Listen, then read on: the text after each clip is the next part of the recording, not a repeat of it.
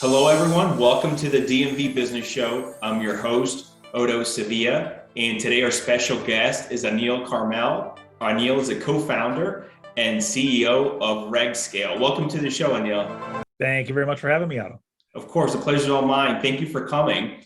Before we go into your new baby, let's call it, I like to get the audience to get to know you as an individual, as a person a little bit more. Are you originally from the DMV area here?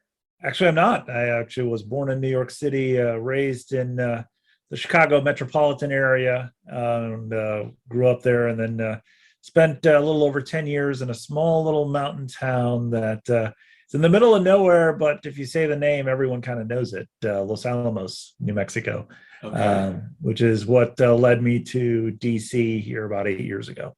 Okay. So New York City, Chicago, and then New Mexico. Yes, sir. How old were you when you left New York City? Oh, I was 5. I was a little kid. Okay. I was very, very small. So are most of your memories, and I guess for childhood and growing up, was it in Chicago or New Mexico or New York? Oh, no, most of my childhood memories were in Chicago. Okay, I see. So you did what, high school all through, I guess as far as what age did you leave Chicago and then move to New Mexico? Oh, I was in my almost mid to late 20s when I moved to New Okay. Mexico. So, pretty much all my formative years in college into my early career was all in the Chicagoland metro area. I understand. Where'd you end up going for college? University of Illinois, Champaign. Oh, okay. That's good.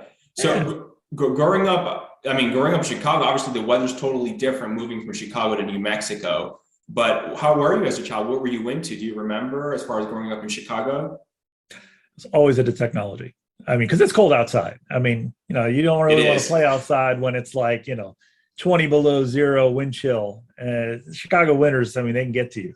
So, for me, it was really playing with technology at a very, very, very young age. And I was fortunate to have a father who was also similarly interested in technology and used it for his own business as an entrepreneur. So it's where I got both my technological and entrepreneurial bug from is my dad. Was it mostly, I guess, building things or coding or with technology that your interest? All of the above. Okay. So all the way from, disassembling I'm sure my parents wouldn't want to hear this, my first Atari 2600 with the wood grain finish multiple times to see how this thing worked, all the way to building computers, for the first IBM PC when it first came out, back in mid 80s, 85, with my dad. And we'd go buy computer parts from computer stores back in the day, which, were like in little strip malls, and go put these parts together and build computers. So, some of the big companies of today, we frequented when they were super small. For example, Computer Discount Warehouse was one of those companies in Illinois, now known as CDW. Okay. You mentioned your dad was also in the tech business. Did you help him out, or do you think that was any type of influence that had impacted you growing up? So he was actually an accountant, but he okay. he was one of the first accountants, probably the first accountant, to leverage technology to do your taxes. So instead of the old school way of using paper to do your taxes, he was kind of the first individual to embrace technology and load tax applications up and electronically file your taxes before that was a thing. He was definitely a pioneer in that space of, I think that's actually, now that we're having this conversation, I think that's kind of where RegScale came from, was freeing organizations from paper. So, he kind of did that way back in the day of, helping process electronic tax returns. And that's what we do today here at RegScale. So not for tax, but for compliance in general. Wow. There you go. Yeah. Yeah. And I'm sure in college, what you studied tech, something comp sci or something related to computer or science? Not at all. Oh, not really? Not at all. No. So why not, yeah. Anil? Yeah, no. So I went to school to be a doctor. Oh, and got my degree in cell and structural biology from the University of Illinois. So, because I really wanted to understand how things were made, and starting with humans. So, really understanding that and seeing how I could fix that, and then realizing, what, if you apply technology to this problem at scale, eventually there's going to be less of a need for certain types of doctors, because certain things can be kind of diagnosed themselves using technology. And we're starting to see some early forms of that today with sensors that allow you to kind of send information to doctors to see via, these types of video formats to see your doctor and for them to be able to diagnose you, right? Give it another 10, 20, 30, 40 years, and, soon a computer can do that for you. that's true. Yeah. So did you pursue master's after that, or after undergrad, did you know you weren't going to go into the medical field? So after undergrad, I knew the medical field was not really where my heart and passion lied. My heart and passion lied in technology. And, really my intent was to go back to school, but what ended up happening is technology ended up taking over my life and becoming, my passion. And instead of learning in a traditional school setting, I learned by doing. Okay. So did you immediately go into the tech field right after graduation? I did. So I did a combination of things. I did a little bit of sales, coupled with having a kind of a concierge computer assembly business. Kind of modeled off of Dell, but a little with more personalized service to custom build computers for customers and be able to help them get them set up and whatnot. So really. Applying an art to how computers were built and buying top quality components and ensuring that, the systems were fully burned in and set up properly, and helping educate customers on how to use those systems. So the entrepreneurial bug bit early, right out of school to start that. And then got pulled into, I really date myself, a Y2K project to really help a large company overcome their Y2K challenges, one that many individuals relied on. Sure. So, is that what made you relocate to New Mexico? That wasn't it. So that company was actually called Official Airline Guide. So I'll take you on a little history tour. Back in the day, well before, you could use your phone to go find a flight. If you're stuck somewhere, anywhere in the world, you would pull out this book. It was called the Official Airline Guide, or OAG, provided these guides, and it would have a schedule of every flight to every city around the world. And you would use this to find your next flight, to then walk up to the ticket counter and purchase your ticket. Because back in the day, there was no internet wirelessly available to go find a flight. You relied on, flight schedules. So I worked there to help them with their Y2K challenges, and really, kind of started my Y2K and technology journey. Well, before then, but starting with that, leapfrogging into other system administrator jobs, and then working my way up the ladder to New Mexico. Okay, that must have been a very thick book. I'm imagining like Yellow Pages type of thickness.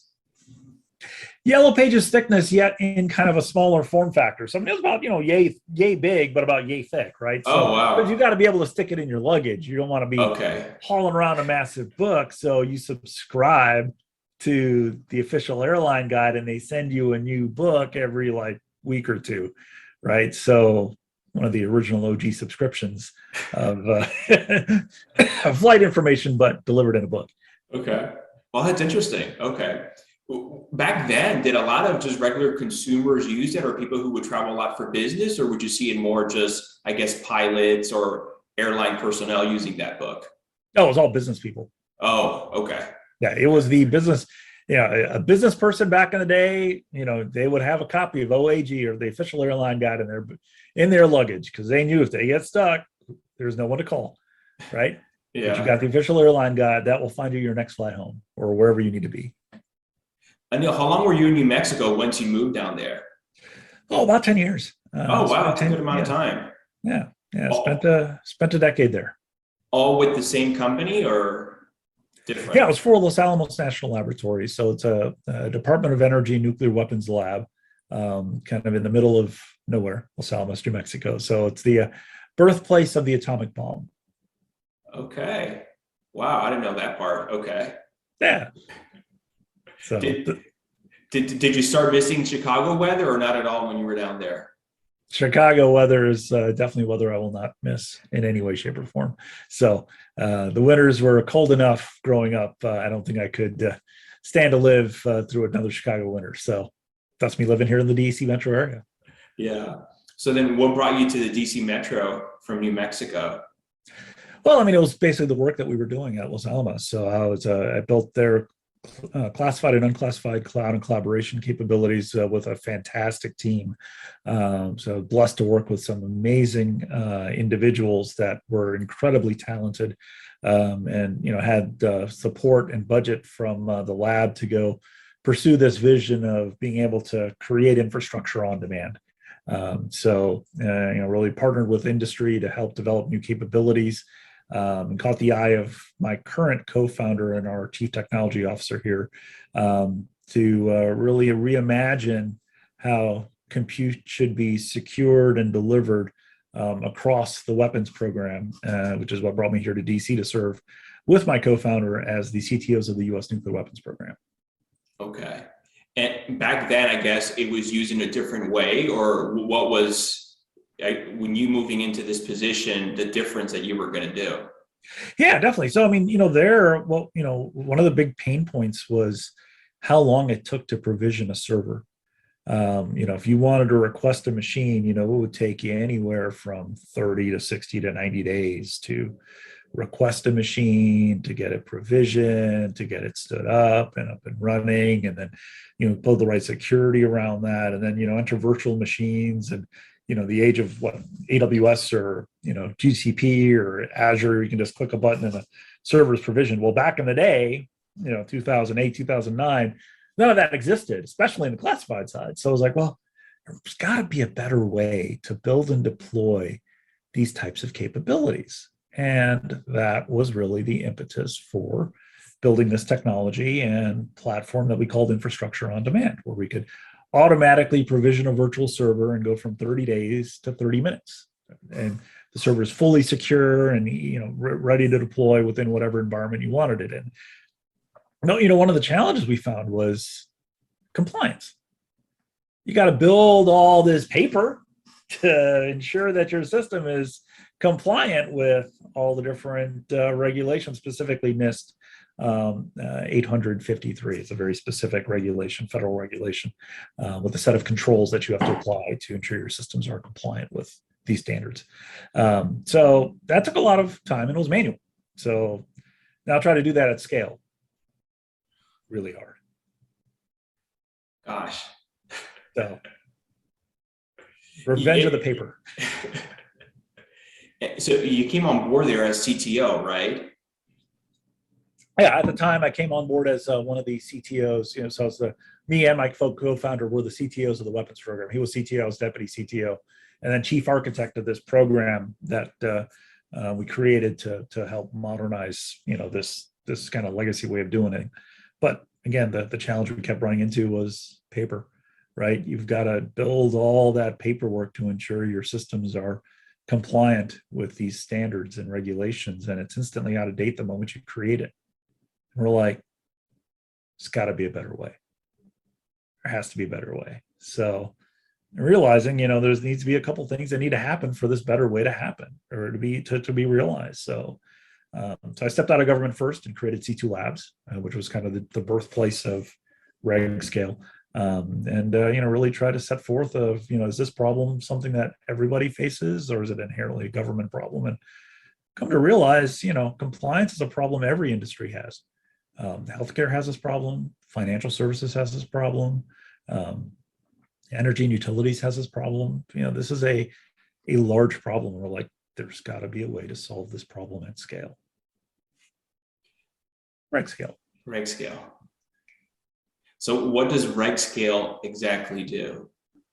So, when you think of digital transformation today, right, the world is moving faster and faster and faster. And what's happening is we've got cloud, we've got all these new applications coming online. but compliance hasn't changed in 40 plus years. And it's usually done after the fact. It's largely a paper-driven exercise, and it's instantly out of date the moment that it's created. And what's happened is compliance has become the new bottleneck in this digital transformation journey for regulated industries. So, what we did is we took a look at what are other industries or organizations doing, that are trying to solve this problem and address this cadence mismatch between, transformation being fast and compliance being slow. And you look at how applications are built. Traditionally, developers would write an application, and in the old days, they'd throw it over the fence and hand it to system administrators. They'd go test it and go deploy it in an environment. And then they say, oh, no, here's the issues. Go give it back to the developers. Developers take it. They go solve those issues. They give it back to the administrators. Administrators take it. They go put it in that environment. And then the security guys come in and go, hey, wait, I found a bunch of things. You guys got to go fix all this stuff. So then the developers and the operators got to go back and forth and fix all these things. And then the system is finally deployed, and it takes a long time. So there was this whole notion that came up of DevSecops to bring all those disciplines kind of together and allow you to seamlessly build and deploy secure systems and do what's called in that industry shift security left, to make security more real-time, more continuous, and more complete. But when you think about compliance, the innovation that exists there are 20th century tools like Word and Excel and PDFs stored in these big file servers and these governance, risk, and compliance platform software things. And you got a gazillion different regulations you got to deal with, like NIST and ISO and NYDFS, and and the list goes on and on. So the question we asked was, how do you shift left compliance? And just like security, make compliance real-time, continuous, and complete. So what we did is we then said, all right, let's take the principles of DevOps and apply it to compliance in something we can call regulatory operations, or RegOps, right? So it's applying that same notion. So that's really where the birthplace of RegScale is, building a software platform that helps organizations continuously comply with multiple regulations at scale, right? And powering this new movement that we're calling regulatory operations, or RegOps, right? In fact, we believe, my co-founder and our CTO, Travis Howerton, he wrote a compliance manifesto to go with this definition that we came up with of RegOps. And one of those foundational tenets is, we believe compliance should be affordable. In fact, we believe it should be free. So the free version of, we have a free version of RegScale, completely free, no restrictions. It's a community edition. You can download it, run it anywhere, and pay $0 and build your compliance documentation and manage your program. Wow. Before, Anil, you mentioned all these people would be talking to each other. Typically then, what would be the time frame as far as to get a finished product compared to now as far as what RegScale does? Well, if you remember the server analogy, from 30 days to 30 minutes, right? So now you can go from, months and weeks to minutes, because your paperwork is always up to date, right? So, what would take you literally months to create these packages and then, weeks to keep them up to date. Now, if you're continuously ensuring that paperwork is up to date, because we've integrated our system, the way our approach is, we integrate with all your existing security and compliance platforms, and we allow you to take those findings, both manual and automated, and bring them into a single system of record so that you can address those issues before they become issues, and then push a button and out comes the documentation that you need, right? So now, instead of doing all that by hand, you just stand it all up in RegScale, and you're continuously compliant.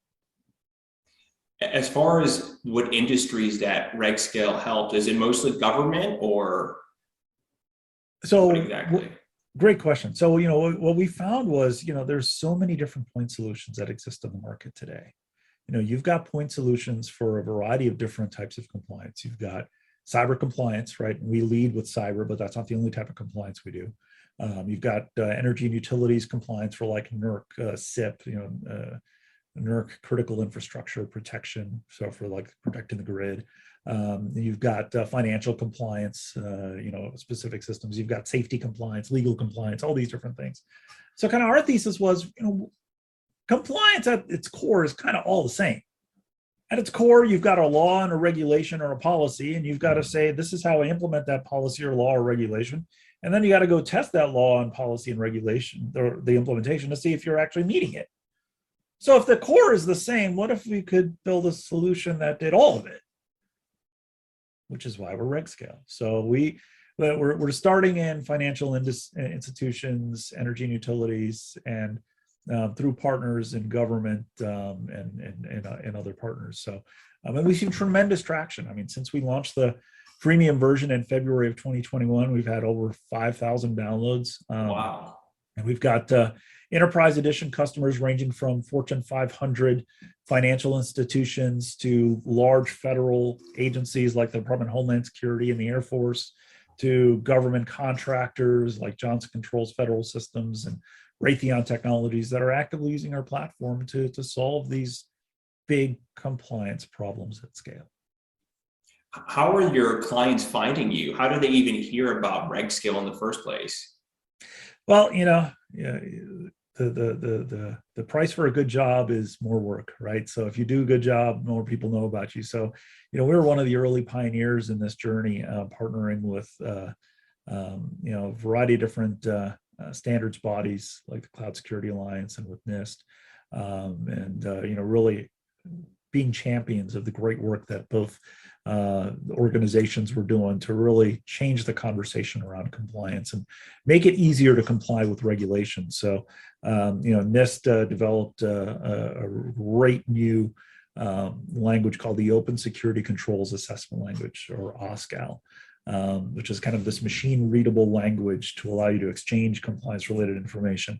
It's really complicated, and I really applaud the NIST developers for the great work that they did to build that language to simplify compliance. So, you could move away from, these stare and compare exercises where you create 600-page Word documents and then go look at this updated version and try to look at both and say, all right, what's different? Stare and compare.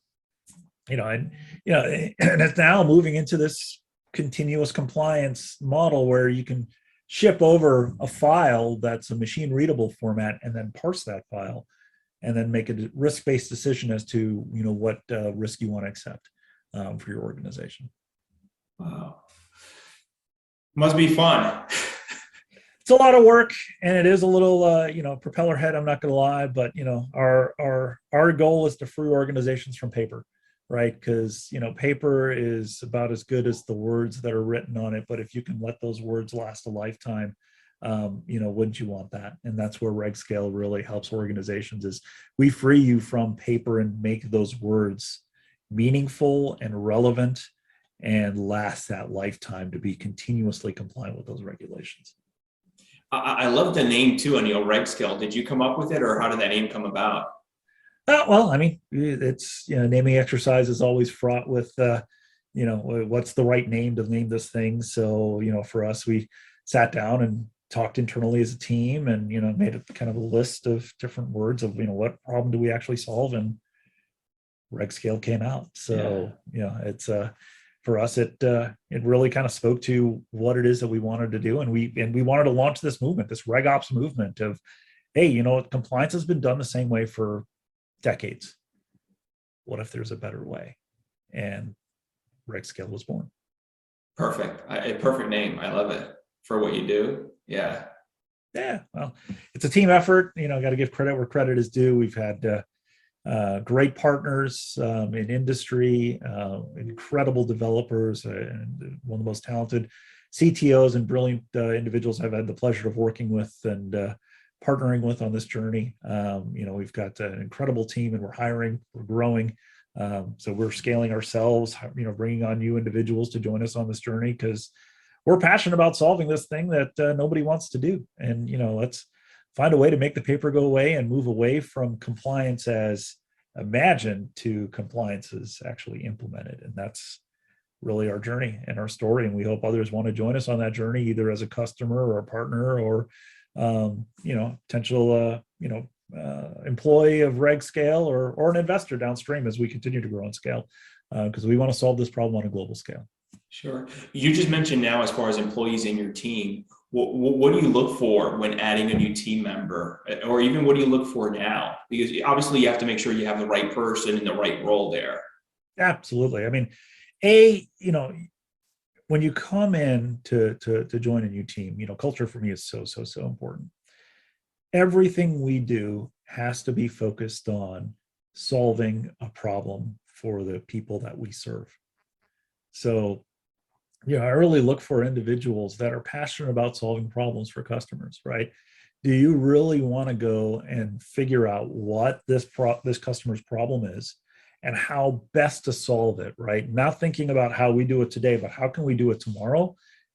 And then figure out what resources you need to make that a reality to solve this pain, right? Because we're embodied or entrusted rather with with our customers' trust to solve this problem. So we are going to absolutely ensure that our software and our people are going to go that extra mile to ensure that the promise that that we have said our software can do can actually do and deliver and provide value to our customers. Because if the software doesn't provide value, then we're not solving a real problem, and we're in business to solve real problems. Sure.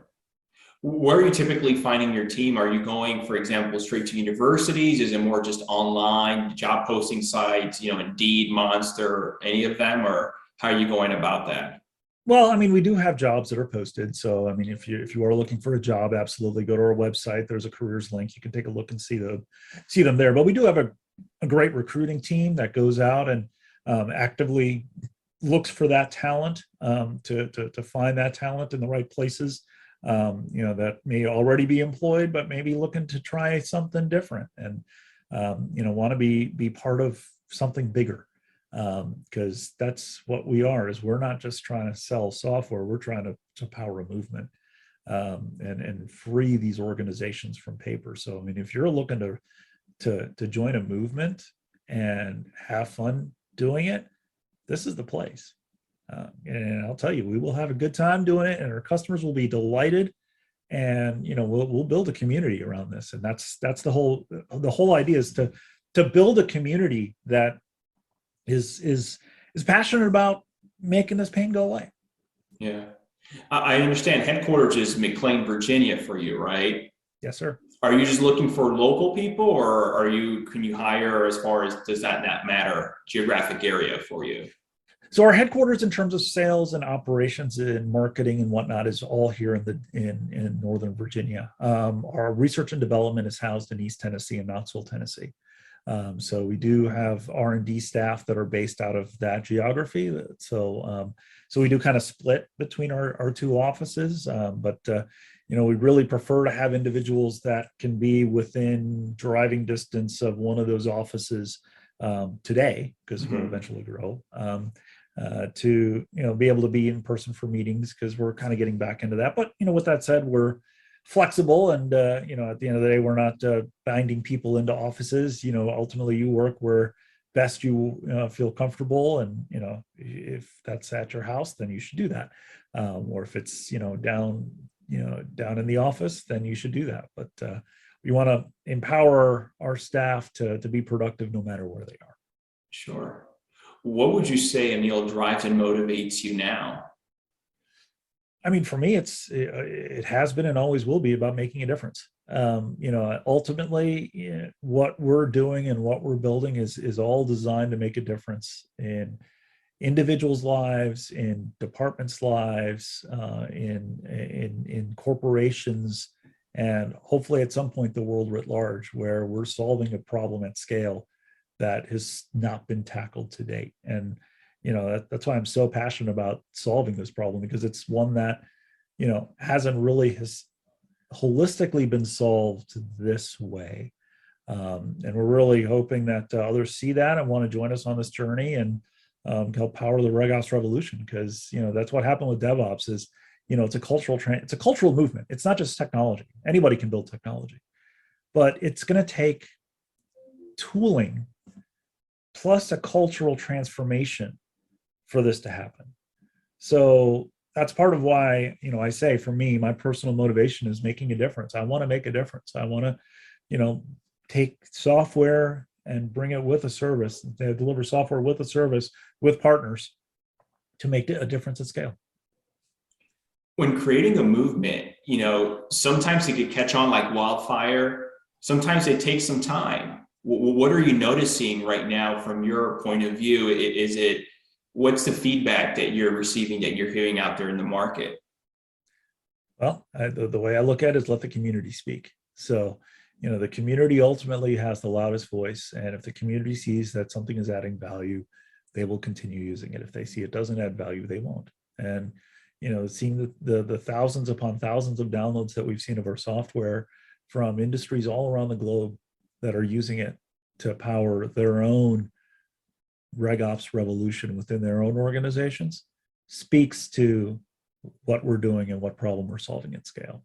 To me, it's see who the customers are, see who's using this software, and be part of that revolution. Because Word and Excel are only going to take you so far. Paper's only going to take you so far, and you can keep doing it, and that's great. But there might be a better way. Yeah. And you have such a rich history, with business and even just with your own entrepreneurial endeavors. And now with RegScale, which is just less than a year old, what advice would you give someone if someone came to you and wanted to start a new business, any type of business, whether a product or service, tech, non-tech related? What are a few pointers you would give that individual? Well, every entrepreneurial journey begins with a small step. It's actually a big step, and you have to take that step, and there is no guarantee of success. In fact, if you fail, that means you've learned something along the way. So have the courage to take that step, right? So because if you don't, somebody else will. So you might as well be that individual to take it. And it's not for everybody. I'll also say that the entrepreneurial journey is not for everybody, right? So, it is fraught with its own landmines and its own pitfalls. It is a very lonely journey, which is the second piece of that, which is surround yourself with individuals that are walking this road with you too. So one of the things that I've been fortunate to be part of is the Founders Network, which is a peer network of founders helping founders. We can ask each other questions, we can share advice and opinions, and being around peer networking groups to help you at these different stages of your journey is so helpful, because you can learn so much from somebody that's walked that road before. So I'm a huge fan of peer mentoring, and I run the DC chapter of the Founders Network. Amongst many ways of giving back, Cloud Security Line's another way of giving back, of being able to share best practices around cloud computing and cybersecurity and compliance, and solving these problems holistically at scale across industries. So I run the DC chapter of the CSA as well. So just because, I'm really passionate about giving back and solving these problems and making a difference, right? So for those that are on that journey, take that step. B, surround yourself with individuals that are smarter than you to help you have a holistic, well-framed view of where you're headed. And then C, solve problems one step at a time. So just iteratively solve the problems. We're big fans of the lean startup approach, Eric Rios' book. So that's how we built Velocity, which became RegScale, or RegScale here. Velocity was the predecessor to that in C2 Labs. So it's really iterating on that problem and that approach to then get to this state. We had many pivots along the way as we learned, but it's take a small step, surround yourself with people smarter than you, and iterate away, solve that problem. I love that. All great advice. Yeah. Are there curated from people that are smarter than me? Are there any specific habits or skills that you feel, Anil, have helped you, whether on business or on your personal side of things? Well, having a strong foundation is so important to, across kind of four areas, physically, mentally, spiritually, emotionally. Those four areas are so important to your holistic well-being. So, having a, consistent, way to work out. Unfortunately, the pandemic kind of threw a wrench in that, at least for me. So, getting back into that is very important. Spiritually and emotionally, having a solid foundation. So that's something that for me is very important for me, and another area in which I give back, to the community, because to me that's basically a core of who I am, defines who I am, how I choose to live my life, and how I choose to again be the person that I am for those that are in my limited sphere of influence, and then really mentally having that sharp focus of what are the problems that I want to solve today, because I can't solve every problem today, but what are those tasks and those problems that I need to solve today? There will always be more. Your list will always be growing, right? Tackle the things that make the biggest difference today so that you can tackle the things that make the biggest difference tomorrow. So it's that, proverbial 80-20 rule, right? 20% of those big things are actually 80% of what is accomplishing what you need to accomplish. So, pick the 20th hardest rocks, 20% hardest rocks that make 80% of the difference, and go focus on those things. Because you can get distracted all day long with all these different things that are coming at you. But have that mental clarity, have that spiritual and emotional foundation, along with the physical rigor to run the race that's before you. Because at the end of the day, we're all running a race, whether you know it or not. And there is a finish line at the end, and you want to be, at the end of that race and that journey, be able to look back and go, did I make a difference? Is someone going to remember what I've accomplished? What lives have been impacted along the way? Because in one way, shape, or form, you've impacted somebody's life. So just run that race to the best of your ability. Everybody's got their own race to run, and it's not easy for everyone. Everyone's journey is different, but I'll say that if you do it intentionally, and you do it with a solid foundation and the right people around you, you can accomplish anything. You mentioned earlier the pandemic. Did that have any effect on you? Well, I mean, the fact that, I locked up in my apartment and couldn't really go anywhere and, see people in person was certainly a challenge, right? So, doing church online, it's where I serve, it's great, but, there's still that human connection of being able to meet people in person and connect in person that certainly I personally missed, and I'm so glad it's starting to slowly come back. We still have risks that we have to measure and manage, and we definitely want to make sure that we're doing that. But I think it took its toll on everybody, and everyone's finding a different way to cope and manage through it. But at the end of the day, hopefully we're stronger because of it. Sure. It sounds like it was more on a personal level as far as how it affected you, right? Yeah, I mean, professionally, of course, because you can't go talk to people that, there's definitely a dip in revenue. So, on the C2 Lab side, so we were fortunate to be able to survive on the other side of that equation and make it, and in fact, be able to grow with RegScale. So, there was definitely a financial impact in terms of, revenue, and but, we had some great customers that continue to believe in us and wanted to leverage the services that C2 Labs as a company provides. And continues to provide. So C2 Labs is a continuous compliance partner for regulated industries, building these compliance or building these solutions for our customers, rather, leveraging full stack development and automation and cybersecurity compliance, these three areas that C2 Labs focuses on. Got a great leadership team there with Craig Thomas running running C2 Labs as our president, promoted from vice president for our professional services division. He's taken on C2 Labs and running with it, and we couldn't be prouder of him. That's good. What's the biggest challenge with your role at RegScale today? I think challenges are something that change every day. I think right now the biggest challenge is ensuring that we can scale to meet our customer demand. So having the right people on board to continue to service our growing customer demand is the near-term challenge.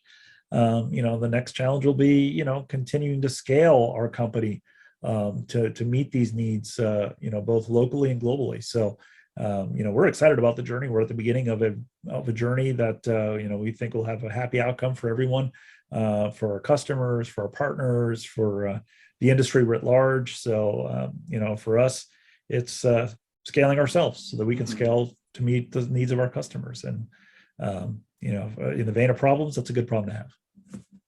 You mentioned a couple of times, Anil, as far as growing the team. How does your team look like right now today? And as far as the near future, what is it going to look like? We'll triple in size within the next 3 to 6 months. Wow. So we'll, with that said, because our revenues is, speaking for itself. So we will triple in size in the next 3 to 6 months. Probably 3 if we can make that happen. It just really comes down to whether or not we can find the right talent to join our team. So yeah, within 3 to 6 months, we should triple in size and hopefully continue our exponential growth of revenue in the days, weeks, months, and years to come. That's amazing growth. Congrats again. It's a testament to the journey that we've all taken of, really taking that small step, that leap of faith, if you will, quantifying those assumptions, surrounding ourselves with people smarter than us to validate the problem, and then iteratively, iterating on that problem to refine it and find, per the lean startup book and Mark Andreessen, product market fit. Do we have a product that fits the market at this time, and is the market ready for it? And we believe the time and the forces have come and aligned to solve this problem, and we're ready to serve the market, which is why we exist today. Yeah. Anil, if you can go back and talk to yourself in college or in your 20s, what advice would you give yourself? Where do you start? I think a lot of my early decisions in my 20s were not guided in logic. They were rooted in emotion, and as a result, I made my own not so great decisions that were emotionally driven as opposed to logically driven. And you want to have kind of an anchor and a balance of both, but if they aren't balanced, you can throw yourself off in a variety of different ways. So that's why I kind of mentioned those 4 areas and needing to have be kind of equal across kind of all those playing fields. Because if one kind of leads the day, you can follow your heart and your head says no, and everybody around you says no, and you end up making decisions that impact a lot of people. And I did that in my 20s, and I regret it to this day. But with that said, had I gone back, I would have been like, look, man, 20 years from now, you're gonna regret some of the choices that you're gonna make. So have that equal balance and footing, so that you can look back and to that point of running the race and looking back and saying, did I make a difference? Right? Do you want to make a difference for the good? You're going to make some mistakes. Everybody does, but hopefully, to the net, it's good. Sure. So if you can go back to the sort of your business career, I guess, just be more logical than emotional. It's a balance of logic and emotion, right? I mean, at the end of the day, from a business standpoint, you can follow your heart and jump into business and solve nobody's problem. True. Yeah. Or you can, jump out there and say, this is what's going to solve the problem. But if you're not passionate about solving it, nobody's going to buy from you either. I got another thing. Hey, this is great.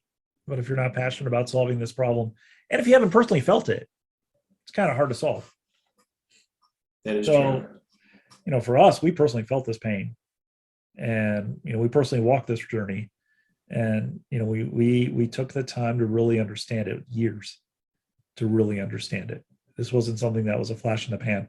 This was years in the making, because it took years to understand it, to build the technology, to validate it and vet it and bring it to market. And that's not everyone's journey. I mean, there are some that just come out of next to nowhere and can quickly scale, and that's great. We're not ready to quickly scale, but it took a while. Do you have any big mentors? I know you mentioned earlier as far as the peer-to-peer network that you're involved with and the president. I don't know if anyone from there or elsewhere in your industry. There's a variety of different mentors that, I've had been fortunate to surround myself with, prominent leaders here in the DC metro area. that have provided wise counsel and guidance. Jonathan Aberman, or the dean of Marymount University, he's a prominent figure here in the DC metro area. Has done quite a bit for the local community and built some startup ecosystem kind of accelerators and whatnot to help companies pivot from services to product, which is what we did. We spun it out instead. That's just one example of many that are within our local DC metro area that really give back. I mean, there's a group I've been so fortunate to be a part of called Mindshare. That is a group of CEOs that are nominated to participate in this group to learn from those that have walked this road before us. So happy to graduate as part of the class of 2021. We were the COVID class, so our graduation is I think next week. But learning from the luminaries that are in this market.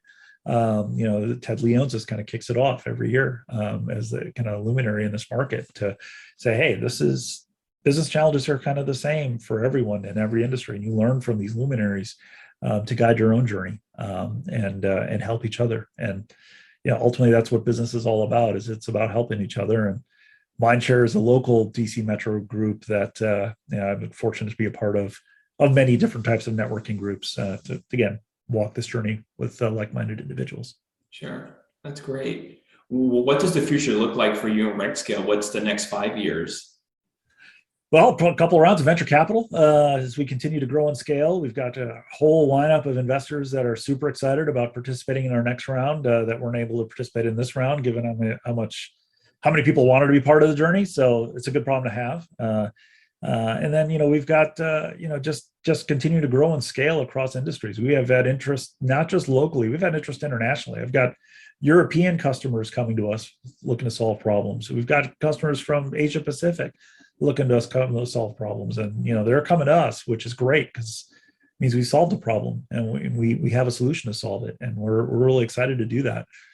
So really the next 3 to 5 years is mapping out that journey of growth iteratively, so that we're growing and moving as the market dictates.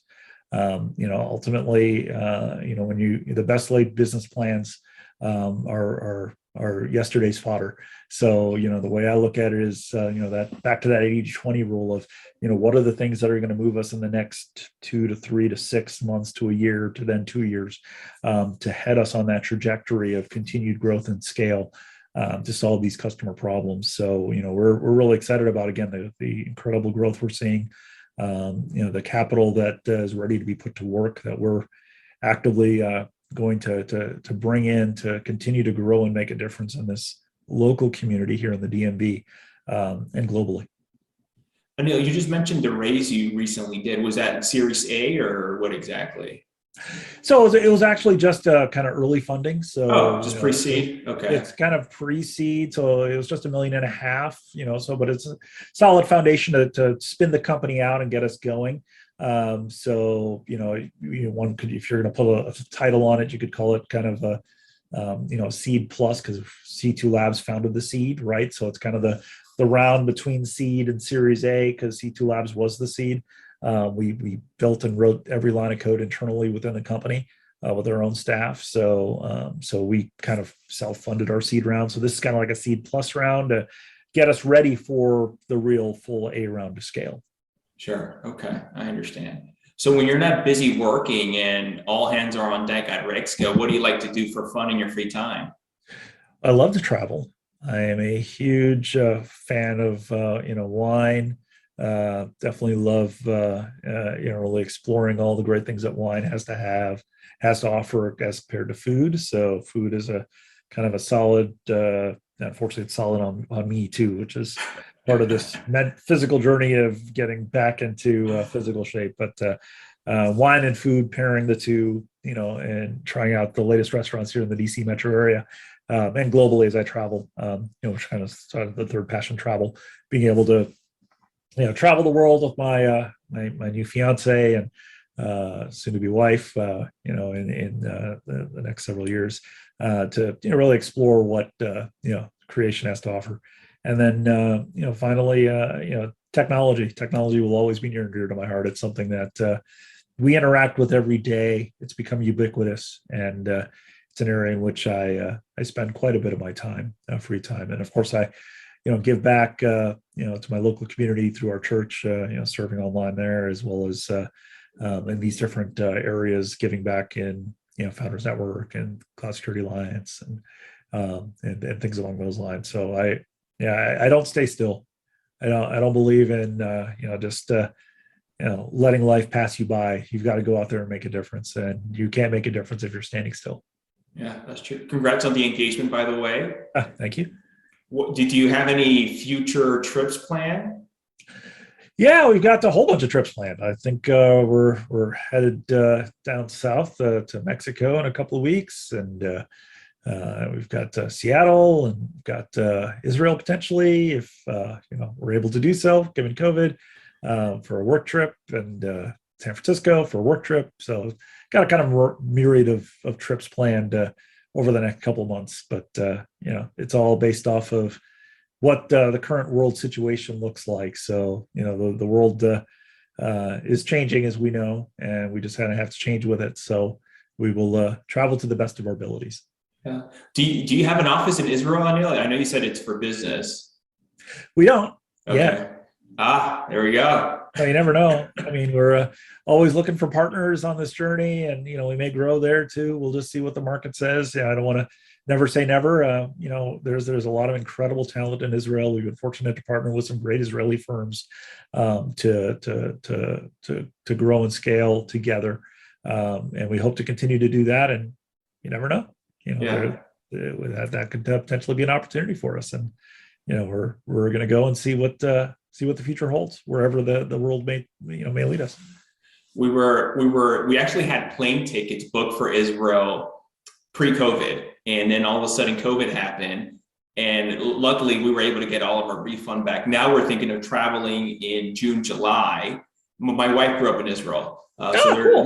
So there's still family back there, and we want to take the kids and for them to meet the family. But I don't think Israel's going to happen. As she just told me this morning how they just came out with some new law. Well, it was there, but I think now they're enforcing it, that if you're an Israeli citizen and you have children, now your children also have to have Israeli passports, and you have to show proof of it's a whole 9 yards. And it's just like, wow. So I don't know if Israel's going to happen to us this next year. We'll see. Well, here's hoping that it does, because I'm sure your wife is anxious to go see family as well as your kids. So hopefully that door opens for you all, and you're able to go and travel there. Have you been personally to Israel? I have. Yeah, it's a great country, and it's a great tech hub. I mean, a lot of her friends she grew up with are all in, basically not all, but the majority are in tech. I mean, yes. Absolutely. Incredible tech hub. I was fortunate to go back in early 2020, before pandemic, as part of the Israeli delegation to Cybertech in January of 2020. And really got to see firsthand the power of the Israeli tech ecosystem. It's incredible, the talent and the mind share that exists in that region of the world. And of course, the natural beauty and the history. I mean, the culture, all the things, the wine, who knew, but go figure. It was great. And, hopefully we'll have the opportunity to go in January. Hopefully you'll have the opportunity to go and experience all that Israel and that whole region has to offer. Yeah, definitely. Maybe you can have a stop through Italy, since I know you're big into wine. But there's various regions there that are just have great wine. Yeah, I that's where I got engaged, actually, was in Italy. Oh, really? I'll tell you, yeah. So we got engaged in July of this year, 2021, in Lake Como, Italy. So right at the foothills of the Italian Alps there. We are definitely fans of Italy. Fell in love with it on our trip there, and hope to make many more trips back. Oh, that's beautiful. If people want to learn more about you, Anil, and RegScale, where can they go to, please? RegScale.com. Yeah, we'd love to welcome you on this journey to reimagine compliance and join the RegOps movement. There's multiple other ways in which I'm plugged in and involved. You can go plug into the Cloud Security Alliance if you want to give back from a cyber point of view. Go to cloudsecurityalliance-dc.org. You can learn more about CSA if you want to give back there. Founders Network, foundersnetwork.com, if you want to plug into a peer group of tech founders helping founders. So there's just several different ways from a business standpoint to get plugged in. Of course, you can always find me on LinkedIn, and you can see where I'm plugged in. But it's been an honor to be here on the show with you, Otto. And we'll hopefully our paths will cross again in person, maybe in Israel. Yeah. With those of you that are listening and watching, I'd love to connect with you and see how we can all make a difference together. Anil, thank you so much for coming on the show. I had a great time. Likewise. Thanks for having me. Take care. Thank you.